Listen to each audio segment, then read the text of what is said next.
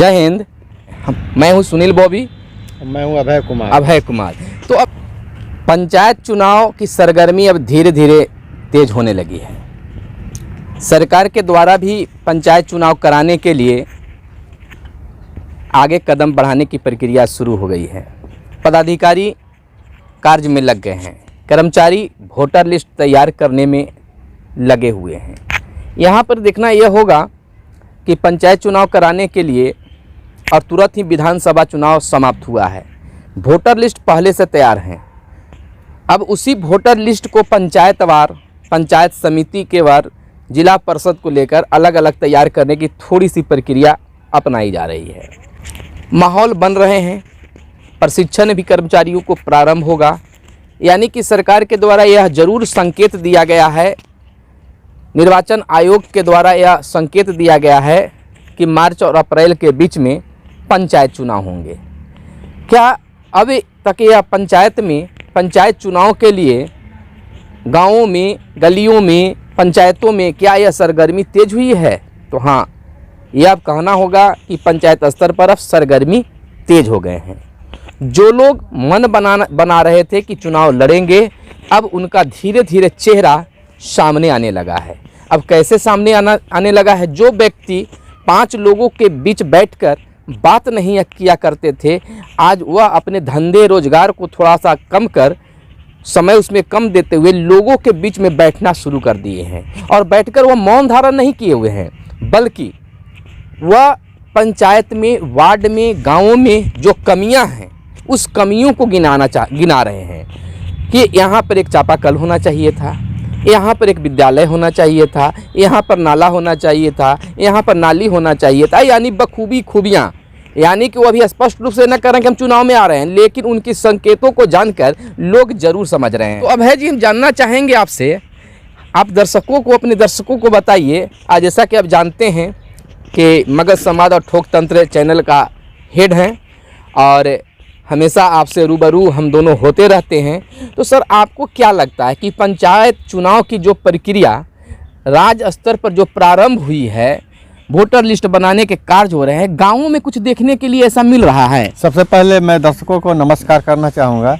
और अगर आप ये वीडियो देख रहे हैं तो सबसे पहले आप लाइक वाला बटन दबा दीजिए। कहाँ पर देख रहे हैं सर?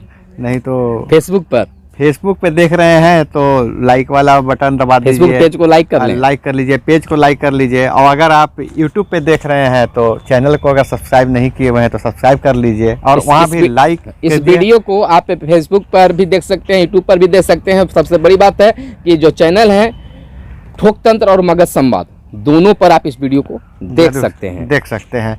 और सर, जो आपने पूछा कि अभी गाँव के गलियों में, तो गांव की गलियों से लेकर चौपालों में चर्चा चल रही है।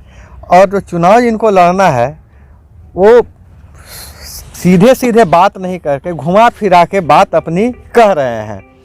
और जो कहा जाता है कि जो गांव की राजनीति, बिहार की राजनीति जो है से शुरू होती है, चौपालों से शुरू होती है। और जो राजनीति का असली रूप गाँव में चौपाल लगना शुरू हो गया है। यानी जो पहले लगता था चौपाल, अब फिर चुनाव आने के वक्त में ये चौपाल लगना शुरू हो गया है। नहीं, उतना ही नहीं, अभी सब कुछ संशय है। जिन्हें क्या संशय है सर? संशय है यह सीट जो है महिला का हो जाएगा कि इस बार भी वही रहेगा कि जनरल रहेगा। लेकिन जो उम्मीदवार बनना चाह रहे हैं वो यह कन्फर्म कर रहे हैं कि इस बार जो है वही जो पहले था वही सीट रह जाएगा। इसी को लेकर अब लोग अपने गांवों में, अपने पंचायतों में उतरना शुरू कर चुके हैं। संशय और है जो इशारा हुआ है जिस तरह से कि कहीं यह इस बार पंचायत चुनाव जो है से पार्टियों के सिंबल पर न हो जाए, दलगत हो जाएगा। देखिए सर, जैसा हम जानकारी हमें है तो नीतीश कुमार बिहार के मुख्यमंत्री चाहते हैं कि दलगत चुनाव ना हो, लेकिन भाजपा अपने बिहार में पैर को जमाने के लिए खासकर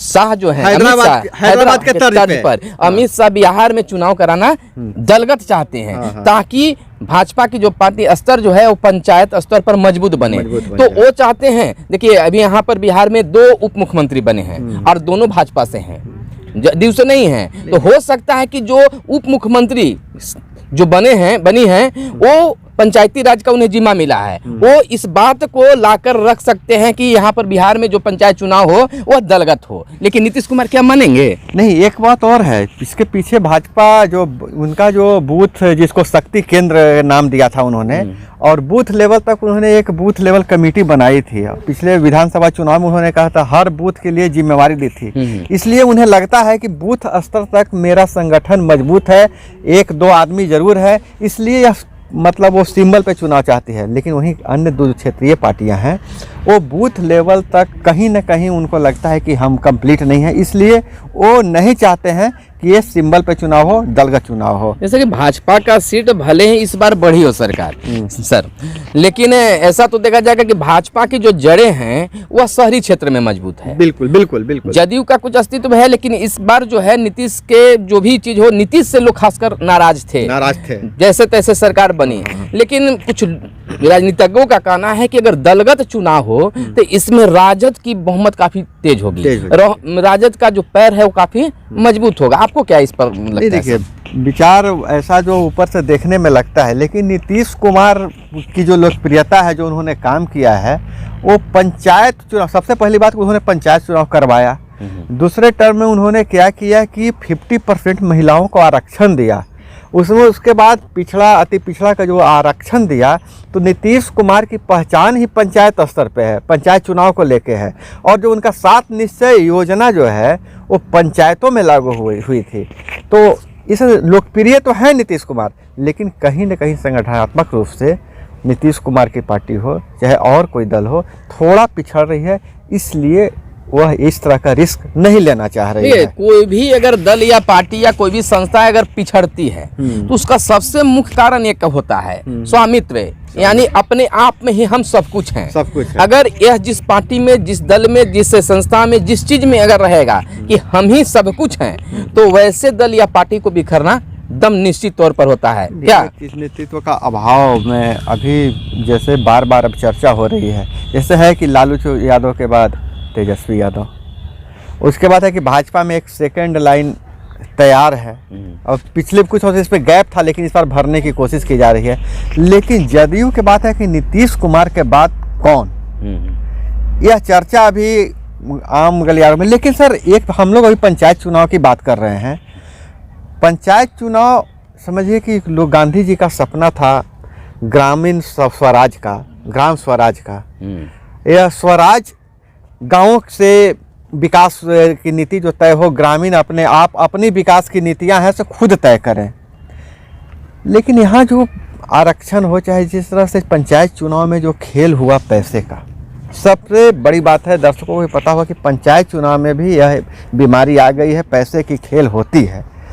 और ऐसे लोग जो कभी कोई सामाजिक काम नहीं किए, ठंडी आ रही है 10 कंबल बांट के निर्वाचन आयोग को इस पर मतलब कि मैंने टाइट फिटिंग के साथ में यह लगाना चाहिए कि इतना ही खर्च करना है, उस पर नजर बनाए रखे। दूसरी सर एक चीज और आता है, निर्वाचन आयोग सिर्फ नहीं कर सकता है, जो ग्रामीण जनता है वो भी ऐसे लोगों को थोड़ा अपनी इच्छा शक्ति जगाना होगा। वो थोड़े से पैसे के लालच नहीं, जब तक कोई व्यक्ति निस्वार्थ होकर बिना पैसा खर्च किए चुनाव नहीं लड़ देता है, तब तक समाज का विकास नहीं होगा। क्योंकि वो पहले ही लाखों रुपया खर्च कर देगा तो क्या करेगा, वो तो पहले अपना निकालना चाहेगा। लेकिन एक चीज और बात सामने लोग कहते हैं, जो देहातों में रहते हैं, कि सरकार तो ठीक है आरक्षण की बात करती है, लेकिन कुछ महिलाओं को छोड़ दें तो बहुत सारे ऐसी महिलाएं जो अपने घर के दहलीज से बाहर नहीं निकलती है, उनको चुनाव में खड़ा कर दिया जाता है। वो जीत भी जाती हैं, लेकिन चलता किनका है, उनके पतिदेव का चलता है।